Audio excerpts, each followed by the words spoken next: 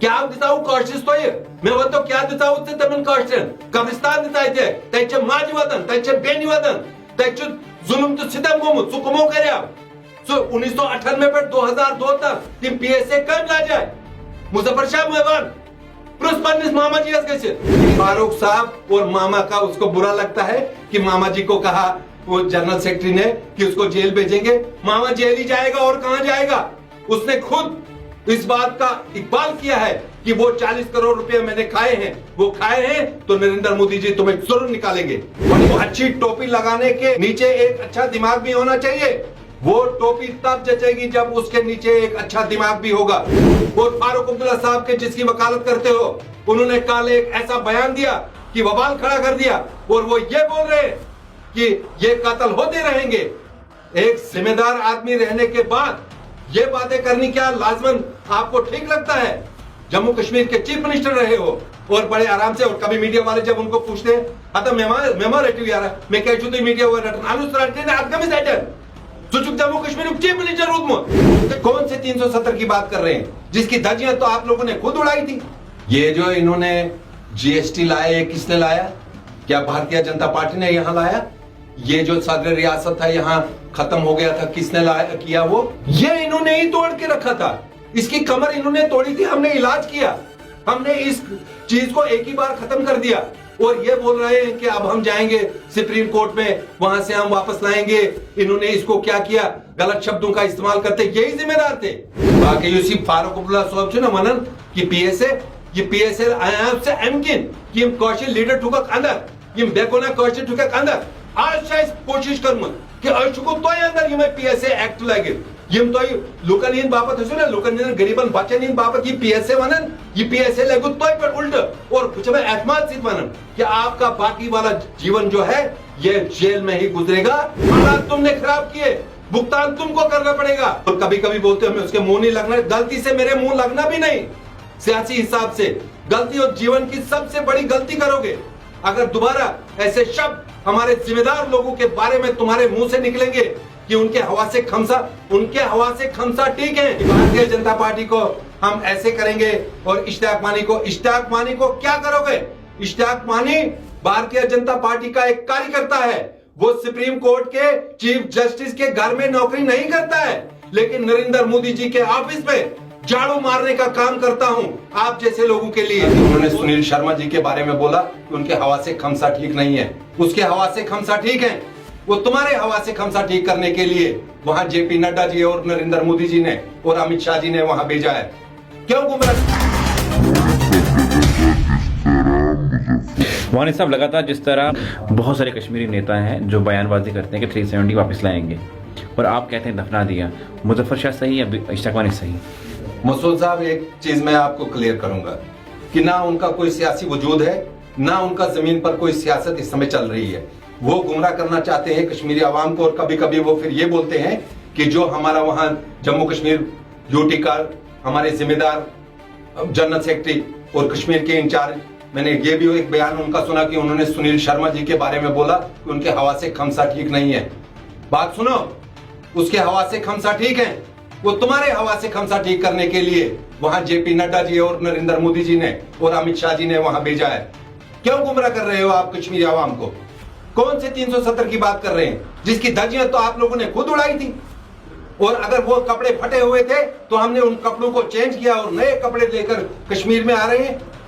क्या बात कर रहे हो? वो ये बात बोल रहा है कि इश्तियाक मानी क्या वहां सुप्रीम कोर्ट के वहां उसका नौकर है? वो तवील कर रहे हैं सुप्रीम कोर्ट की और वो बोल रहे हैं कि सुप्रीम कोर्ट में जाएंगे और ये दफा 370 को हम वहां दोबारा बहाल करेंगे। गुमराह कर रहे हैं कश्मीरी भाइयों को, आप लोगों को। आज तक भी उन्होंने आप लोगों को गुमराह किया है और इसका ना कोई वजूद है। जिस दिन ये बेंच बनेगा इसको मैं देखूंगा कि इसने अपने वार्ड मेंबरी से वार्ड मेंबर बना, तब जाकर इसको सियासी बात करने का मैं मौका दूंगा।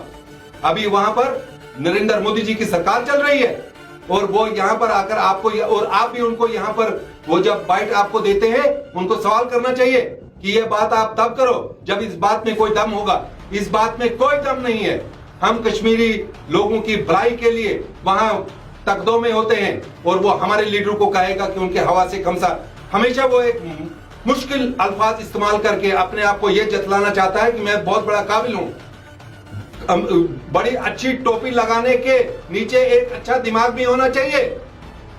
मेरी बात सुनो, वो टोपी तब जचेगी जब उसके नीचे एक अच्छा दिमाग भी होगा। उन महजिब और मोतबर कश्मीरी भाइयों को गुमराह कर रहे हो कई मुद्दतों से, 3 दशक से, और मैं बोल रहा हूं 70 सालों से आप जैसे लोगों ने वहां उन लोगों को गुमराह करने की कोशिश की। अब कश्मीरी अवाम जाग चुकी है। तुम्हारी आंखें उस समय कहां थी जब उसी सुनील शर्मा जी की क़यादत में और जम्मू कश्मीर के प्रदेश यूटी के सदर रविंदर रैना जी जब वहां पहुंचे हुए थे, तो वहां 70,000 लोग जो वहां पहुंचे हुए थे वो कहां थे? वो तुम उनकी भी तौहीन कर रहे हो कि कश्मीर से क्या मिलेगा भारतीय जनता पार्टी को। चुनाव आने दो, जब चुनाव आएंगे बात करना, और तब बात करना जब कभी पेंची का चुनाव जीतोगे। जब डीडीसी के चुनाव हुए तो कोई सीट ली, वहां कोई डीडीसी तुम अपना बना सके? तो बात करते हो यहां आकर स्टूडियो में कि भारतीय जनता पार्टी को हम ऐसे करेंगे, और इश्तियाक मानी को क्या करोगे? इश्तियाक मानी भारतीय जनता पार्टी का एक कार्यकर्ता है। वो सुप्रीम कोर्ट के चीफ जस्टिस के घर में नौकरी नहीं करता है, लेकिन नरेंद्र मोदी जी के ऑफिस में झाड़ू मारने का काम करता हूं आप जैसे लोगों के लिए। और वहां मेरी एक इज्जत है, और मुझे ये परिचय तुम्हें देने की कोई जरूरत नहीं है कि मेरा भारतीय जनता पार्टी में कौन सा मुकाम है। और अपने शब्दों को हमेशा कंट्रोल में रखा करो, नहीं तो हम जैसे कार्यकर्ताओं को भी भारतीय जनता पार्टी ने रखा है आप जैसे लोगों के लिए जवाब देने के लिए। तुम्हें यह लगता होगा कि अंग्रेजी के वर्ड इस्तेमाल करके यहां लोगों को गुमराह करोगे। वो काबिलियत तब देखी जाती जब जमीन पर तुम लोगों ने कोई काम किए होते। तुम्हें कश्मीरी लोगों ने रिजेक्ट किया है और रिजेक्ट करेंगे जब चुनाव आएंगे। और उसमें भी जिस दिन तुम एक सीट भी वहां से लोगे, फिर क्या अवामी नेशनल कॉन्फ्रेंस बनाने की बात कर रहे हो? और फारूक अब्दुल्ला साहब के जिसकी वकालत करते हो, उन्होंने कल एक ऐसा बयान दिया कि वबाल खड़ा कर दिया, और वो ये बोल रहे हैं कि ये कत्ल होते रहेंगे। एक जिम्मेदार आदमी रहने के बाद ये बातें करनी क्या लाजमन आपको ठीक लगता है? जम्मू कश्मीर के चीफ मिनिस्टर रहे हो और बड़े आराम से, और कभी मीडिया वाले जब उनको पूछते हैं मेमोरेटिव यार मैं कह चुकी मीडिया सुचुक जम्मू कश्मीर चीफ मिनिस्टर सचिन पुरुष मीडिया वालों मुझे क्यों पकड़ रहे हो? अरे तुम्हें नहीं पकड़ेंगे तो किसको पकड़ेंगे? हम आसाम के चीफ मिनिस्टर को जाकर पकड़ेंगे, हम महाराष्ट्र के चीफ मिनिस्टर को जाकर पकड़ेंगे, उत्तर प्रदेश में योगी जी को पूछेंगे। हालात तुमने खराब किए, भुगतान तुमको करना पड़ेगा, ये जवाब तुम्हें देना पड़ेगा इन कश्मीरी आवाम को। और अब जब तुम्हें यह लग रहा है कि हजारों करोड़ रुपए जम्मू कश्मीर की डेवलपमेंट के लिए लग रहे हैं, तो उससे तुम्हारी तकलीफ हो रही है। ये आईडी देख रहे हो, यहाँ पर जो बच्चों का यहाँ अग्निवीर के लिए दौड़ लगा रहे हैं, ये कौन सी स्कीमें हैं? वो जो टनल बन रहे हैं वो कौन सी स्कीमें हैं? वो जो हाईवे बन रही है वो कहां से आए हैं? वो जो एम्स बने वो कहां से आए? ये पैसे पहले आप लोगों के सुनो, हमारे अगर जिम्मेदार लोगों ने ये कहा है कि फारूक साहब और मामा का उसको बुरा लगता है कि मामा जी को कहा वो जनरल सेक्रेटरी ने कि उसको जेल भेजेंगे, मामा जेल ही जाएगा और कहां जाएगा? उसने खुद इस बात का इकबाल किया है कि वो 40 करोड़ रुपए मैंने खाए हैं, वो खाए हैं तो नरेंद्र मोदी जी तुम्हें जरूर निकालेंगे। और मैं आपके माध्यम से ये बोलना चाहता हूं कि अपने शब्दों पर और अपनी वाणी पर एक ऐसा कंट्रोल बनाया करो। ये जो जबान है ये इंसान को फूलों की माला भी डालती है, और मैं चाहता नहीं था, और कभी कभी बोलते हैं उसके मुंह नहीं लगना, गलती से मेरे मुंह लगना भी नहीं। सियासी हिसाब से गलती और जीवन की सबसे बड़ी गलती करोगे अगर दोबारा ऐसे शब्द हमारे जिम्मेदार लोगों के बारे में तुम्हारे मुंह से निकलेंगे कि उनके हवा से खमसा ठीक है। जिसको जेपी नड्डा कश्मीर का इंचार्ज बनाएगा, जिसको जेपी नड्डा कश्मीर का जिम्मेदार बनाएगा और जनरल सेक्रेटरी बनाएगा, उसको तुम बोल रहे हो कि एक ऐसे संवेदनशील एरिया में उसको जिम्मेदारी दी गई है, तो उसके बारे में बोल रहे हो कि उसके हवा से खमसा ठीक नहीं है, उसके मगज ठीक नहीं है। तुम्हारे मगज ठीक करने के लिए हमने इस कमांडर को वहां भेजा है, और जरूर देखो कैसा समर्थन उन्होंने हासिल किया। मैं आपके माध्यम से पूरे कश्मीरी आवाम से माफी मांगूंगा इस बात के लिए कि वहां आज तक जो विकास के काम इन लोगों ने रोके हुए थे, तब्दीली लाइए। भारतीय जनता पार्टी कमल कपूर, वहां कश्मीरी जो भारतीय जनता पार्टी के नेता हैं उनकी बड़ी तकलीफ होती है जब उनके पीछे पीछे लोग चलते हैं। वो वहां हिंदुस्तान जिंदाबाद, ये हिंदुस्तान जिंदाबाद, भारत माता की जिंदाबाद जय के नारा लगाए, अच्छा करते हैं, लगाने चाहिए, देर से लगा रहे और जल्दी लगाने चाहिए थे। और वहां जब हमारे कोई कार्यकर्ता लोग ऐसा काम करेंगे तो उनके खिलाफ षड्यंत्र रचाते हो। वानी साहब ये बताओ कि जिस तरह कश्मीर में आर्टिकल 370 टूटा अभी तक, क्या आपको लगता है कौन जिम्मेवार है अभी तक? जो ये इन्होंने ही तोड़ के रखा था, इसकी कमर इन्होंने तोड़ी थी, हमने इलाज किया, हमने इस चीज को एक ही बार खत्म कर दिया। और ये बोल रहे हैं कि अब हम जाएंगे सुप्रीम कोर्ट में, वहां से हम वापस लाएंगे। इन्होंने इसको क्या किया, गलत शब्दों का इस्तेमाल करते, यही जिम्मेदार थे। ये सदर रियासत था, किसने तोड़ा? यहाँ 71-72 अमेंडमेंट हुई इस 370 की, किसने की? 370 का असल जिम्मेवार कौन है, क्या लगता है आपको?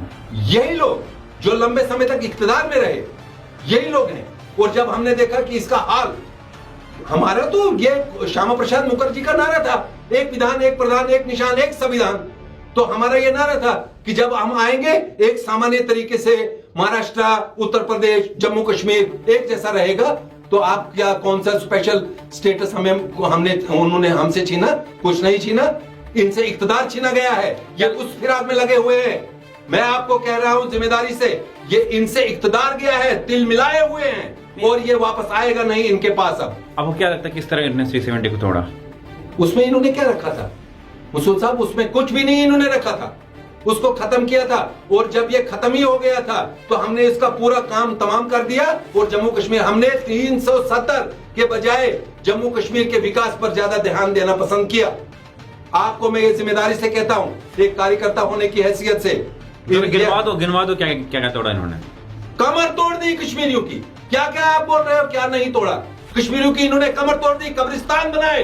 किसने बनाए मुझे आप बताओ? कई कश्मीरी बच्चों को मैं सुन रहा होता हूं आपके माध्यम से, जो इनको इन्हीं की भाषा में बोल रहे होते हैं। क्या दिताऊ कॉस्टिस तो ये मैं बोलतो क्या दिताऊ ते तमिन कॉस्टिन कब्रिस्तान दितायते त्याचे माझे वतन, त्याचे बेनी वतन, त्याचे जुलुम तो सितम गोमुत सु कमो करे आप 1998 पे 2002 तक तीन पीएसए कम ला जाए मुजफ्फर शाह मेवान प्रुस पन्निस मोहम्मद यस गसित कि इसका इख्तियारस में आया तिमन नौजवान शुरेन यमन लकड़ मकड़ गलती हो तिमन तो पानी जिद करन और जेलो से बरन बुचुस विश्वास दिवन से ये पेठन कि यम सन बच यमन लकड़ मकड़ के कोताही आसन गमस तिम ये नजरअंदाज करना और यम बेगुना अंदर आसन बुचुस से विश्वास से पनन मैं माजो तो बेनियो यम तुहन बच वंकन बेगुना अंदर छ तिम जो यो थमित अशन थमित अश तिमन नेबर काढने फिराक मन अस करो तिम बेगुना बच नेबर और यून बुझ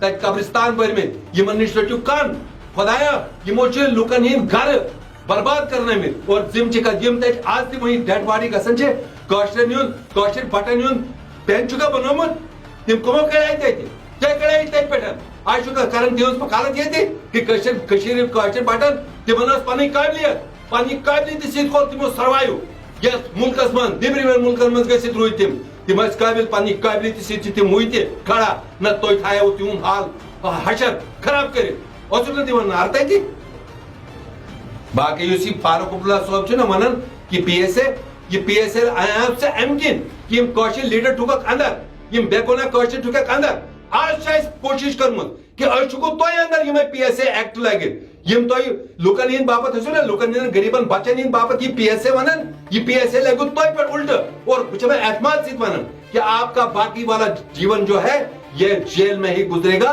और मामा और भांजा आप लोग तैयारी करो। और कश्मीरी भाइयों एक चीज मैं जाते जाते आपसे जरूर कहूंगा, ये लम्हा फिक्रिया है।